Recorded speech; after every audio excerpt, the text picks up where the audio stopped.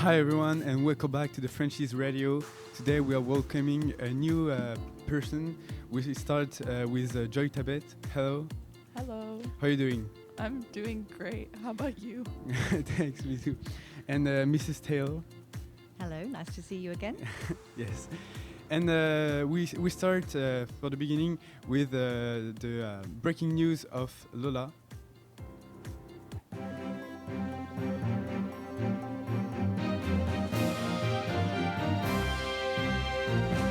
In the United States, the court procedure of Derek Chauvin started this week. Indeed, he's accused of killing George Floyd in 2020. The verdict should be in April. In Senegal, after violent demonstrations because of the arrest of the political opposition Ousmane Sonko, the president Macky Sall addressed the protesters for calm. In Lebanon, ongoing protests have been taking place because of the inaction of the state during this economic crisis. Indeed, the currency has plummeted. According to UNICEF, the COVID pandemic will cause 10 million more children to be forced into marriage by 2030. On a better note, in the city of Colmar, restaurant owners and chiefs have put forward an initiative of offering meals to 100 students every day during 4 weeks.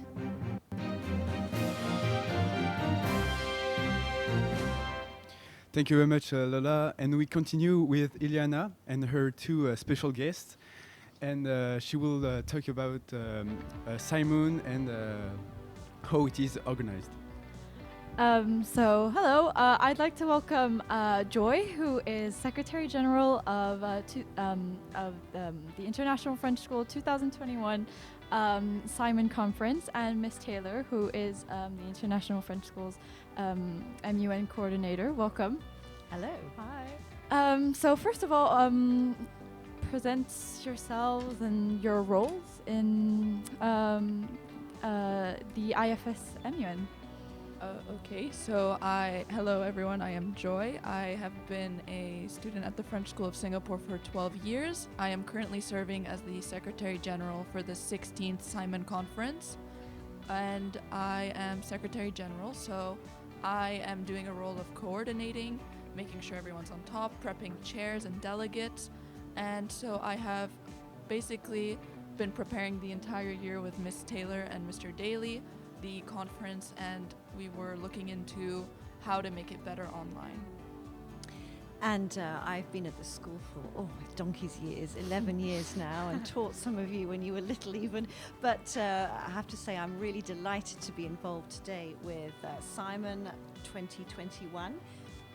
And looking particularly to see the development of students over the years as they've been on their MUN journey through Paimon in the primary school, middle school, and now in the high school.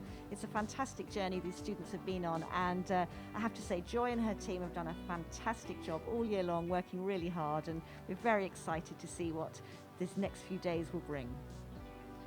Great. So could you explain to maybe people who don't know exactly what MUN and what Simon is? Sure. So Simon is a great program that hosts students from several different schools across several different countries, and they will represent countries to debate in topics on several resolutions and topics of debate. So they may be placed in committees such as the Security Council, the Human Rights Council, WHO, or Environment, amongst others. There's also the ICJ Court. And so what these delegates do is they take on the role of these countries to defend for the next few days when the conference shows up, to defend their different points of view of the country and possibly find solutions to these issues. So SecGen, basically, you'll be looking over all of these committees and conferences?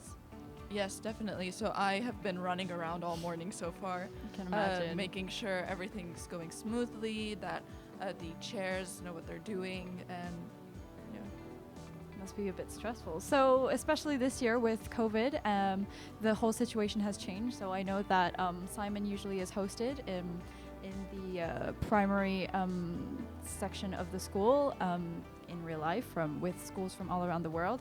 And so this year with COVID, could you guys tell me how it's changed? Is it more challenging? any difficult? Yes, it's a totally different world, isn't it, now? We've got schools from around Singapore attending this year rather than around the region. I think there's about 85 students from international schools in Singapore, and we're delighted to have them joining us on Zoom. I think the experience is different, isn't it, Joy? I mean, definitely, because now, as everything is online, there isn't this direct contact delegates have between each other. So I think that the chairs and the executive team has to push these connections to be made between people. But I find that so far it's going pretty well. It is, as Ms. Taylor said, a completely different format, and preparing for the conference was very different. So I think it's interesting to see how we adapted, which was very new to us. Yeah, so it's pretty challenging, I must imagine, to host and then to coordinate everything throughout Zoom, because I've been in several MUN conferences, and already it was difficult to manage in real life. So I mean, with the Zoom and all the technology, how exactly do you guys get a hold of issues or problems between committees? I mean, so we have a head admin, Mathis Grambert. He is also a student at this school who is doing head admin. He is helping me out a lot when I have really simple Zoom questions, and he is fixing all of the coordination and IT services. And so for the schools around the world, for example, is it, maybe do you guys know if it's more challenging for them to join with Zoom and time difference, or? Well, the participants here in our Simon are from Singapore, so that's not too much of a problem. But I know that, Joy, you and the others have been involved in conferences with students from around the world, haven't you? Yes, there have been some conferences that have had people mostly in Asia, and also some people from Dubai, also China, logging into the Zooms in Singapore. But they would have to wake up a lot earlier than us, so we decided to keep it close to Singapore for now. All right, so, I wasn't aware that this year that there was only Singaporean schools. I mean, it's good, but shame that you guys don't get the same people as usual. So, Joy, how was your whole experience throughout your MUN career, I would say, and how does it feel to be SecGen? How did you get here? Okay, so I began MUN in 6th grade, so CZM. I was a really shy person, so it helped me out a lot. I remember. Yeah, me too. I was She's really changed shy. a lot. And so over the years, I went from going from delegate to chair, and now finally SecGen. And so I managed to learn that how to communicate with others, especially people I didn't know. And I also learned how to address a public, which I found was really helpful, because now that I look back at it, 6th grade Joy could not do this. Definitely. So, in general, what has MUN brought you? What were the best parts of your MUN experience? I would say that MUN firstly brought me, as I've just mentioned, communication skills.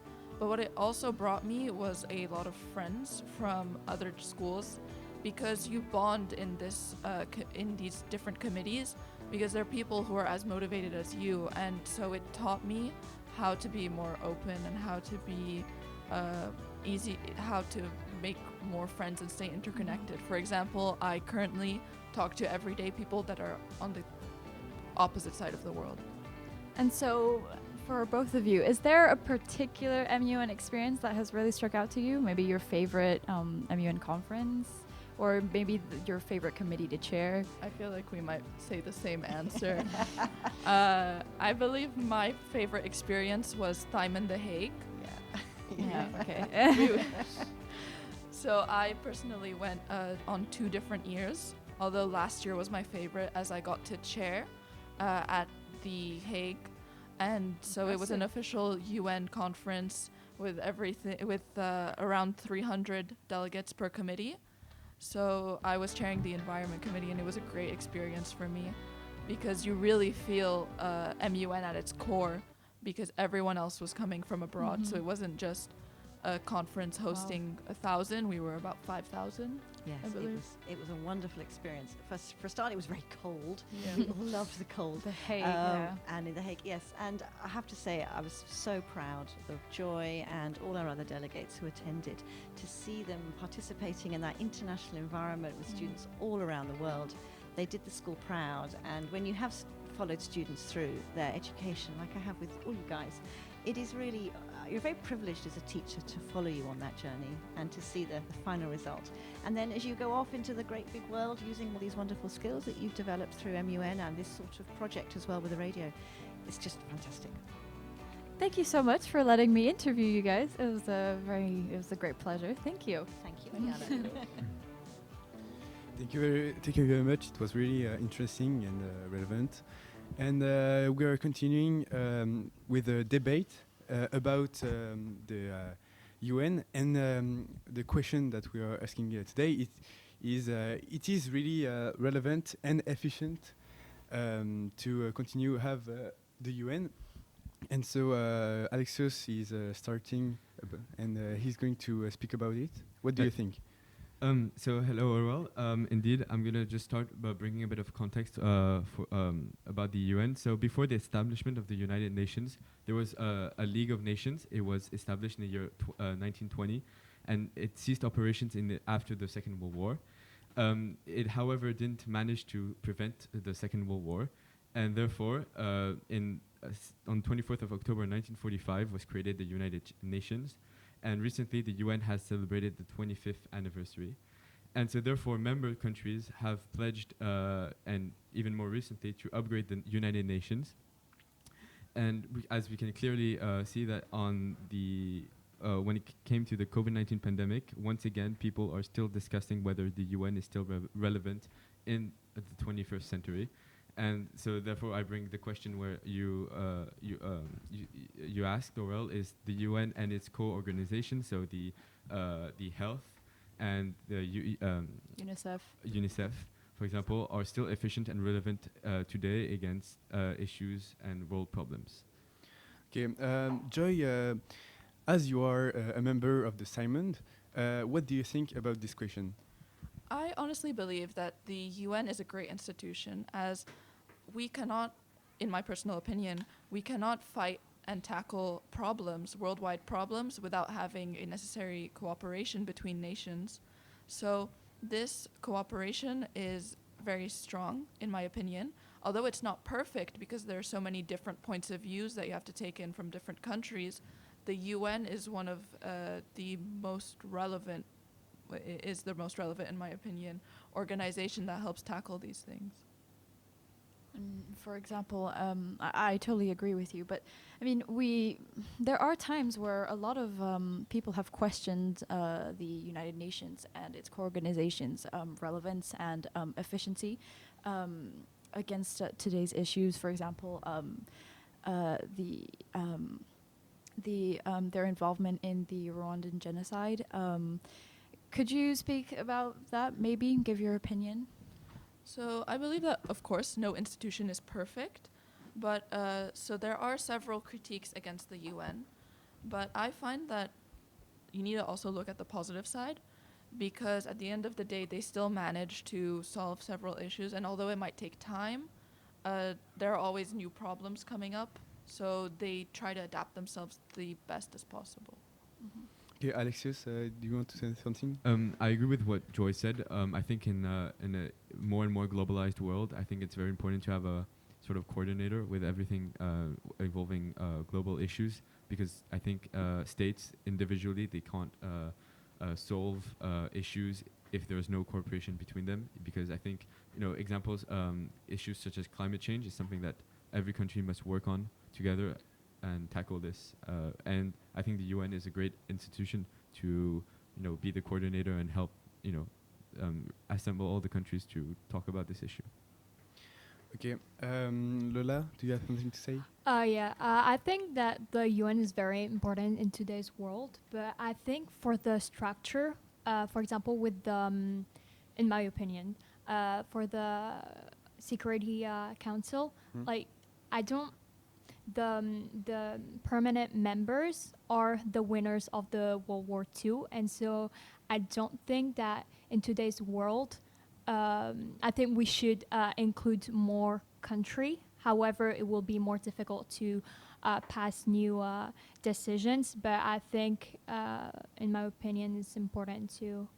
And what would you change to help that? Well, for example, I think that it's the United Kingdom or Germany want to also become permanent members in the Council Security, because they think it will be more the decision will be more legitimate. And so I think that nowadays we have a new question about how the structure of the UN will the evolution of the UN structure. Okay. Just a question for Joy. What do you think? Do you think it is fair to have a veto right? So the veto right in Security Council, firstly, how it works is that if one of the P5 members is against a possible resolution, they can immediately issue veto rights, even if there is a House majority of 9 votes for out of the 15. This resolution won't pass. The veto threat needs to be made on official grounds, but I do believe that at the same time there is an argument as to whether or not they should have the veto right. But I think personally, as they are the part of the 5 biggest economies in the world, then it might be relevant for them Yeah, to but be still, able. even if they're the 5 biggest economy in the world, like if the majority wins and someone use the veto right, like it cancel everything. So don't you think there is a problem there?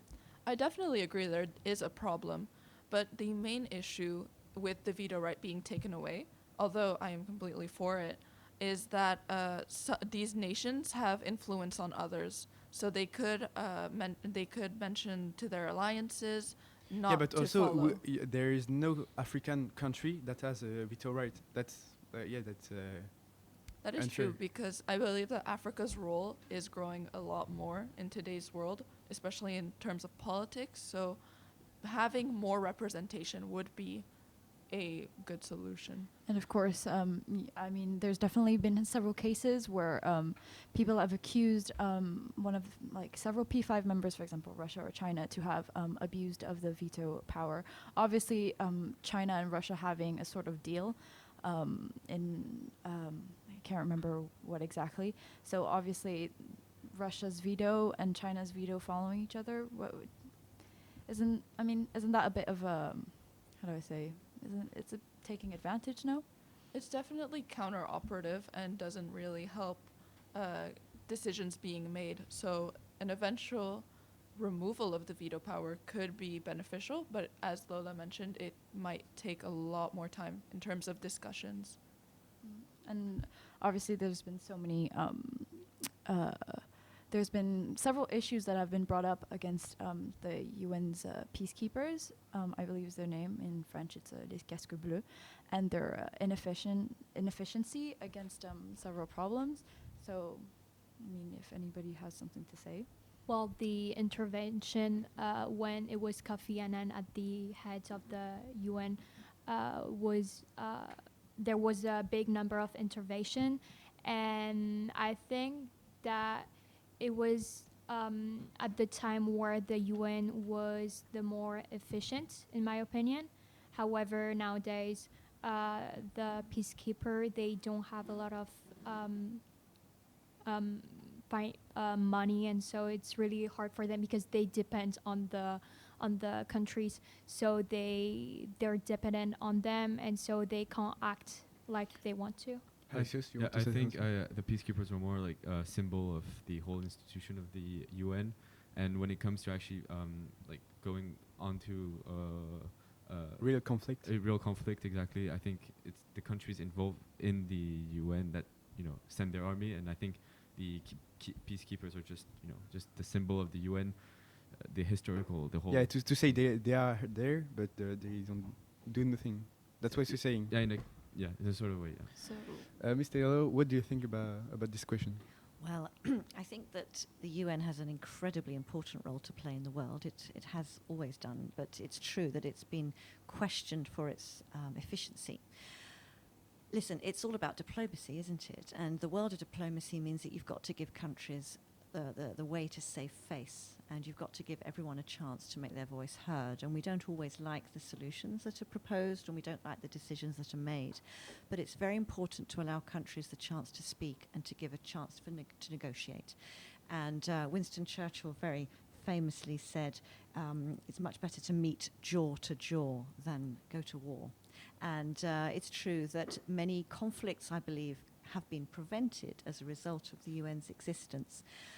A lot more can be done, it's true, and nation states, individual countries have a lot of responsibility as well to go to UN meetings with perhaps a better, more productive frame of mind than they currently do. But the world is a much safer place as a result of the UN than if it were not in existence at all. And it's up to us going forward as democratic citizens to hold our own countries' governments to account, and international bodies like the UN to make sure that they are representing the people adequately. Definitely. Thank you very much. Okay, thank you very much. It is the end of our emission. So thank you guys for listening us, and yes, back We to the hope next to week. see you next Bye, thank time. you. Yeah, see you Bye. next See you. time. Thank you.